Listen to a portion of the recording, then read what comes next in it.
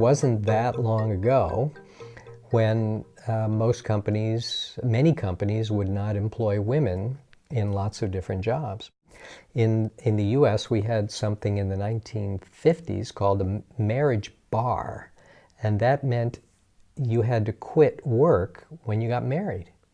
And why on earth was this? Well, it was a social policy that said, jobs ought to be reserved for married men because they were supporting families, right?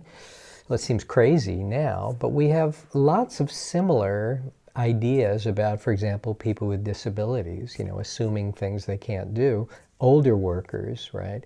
Assuming things that they can't do or they won't do, which are probably wrong. I think for older workers, there's a lot of interesting opportunities there. We're seeing these around the world, right? Efforts to try to get people to stay in the workforce longer, right?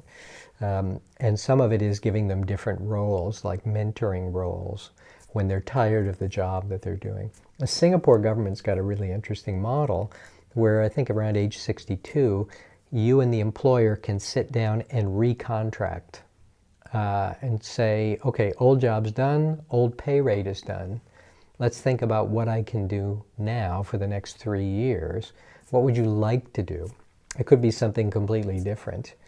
In the Great Recession, when a lot of companies had excess people, but they didn't want to necessarily get rid of them permanently, law firms, for example, discovered that they had hired new junior lawyers, and the business sort of collapsed.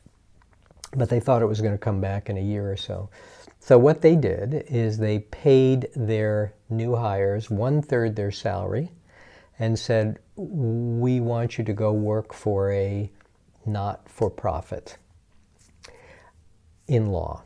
Now, the reason for that is they actually got to do a lot of real legal work that in a big firm they couldn't do.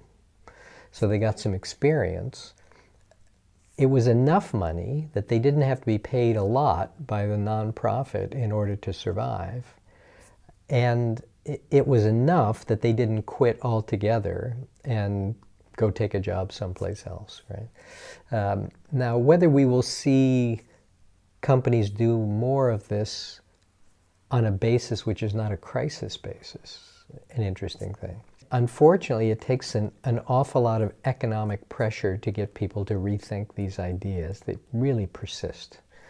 If you think about discrimination against women and minorities, looking back on it, it costs companies an enormous amount of money to not hire women. You think about the big labor supply you were ignoring, and they were still doing it, right?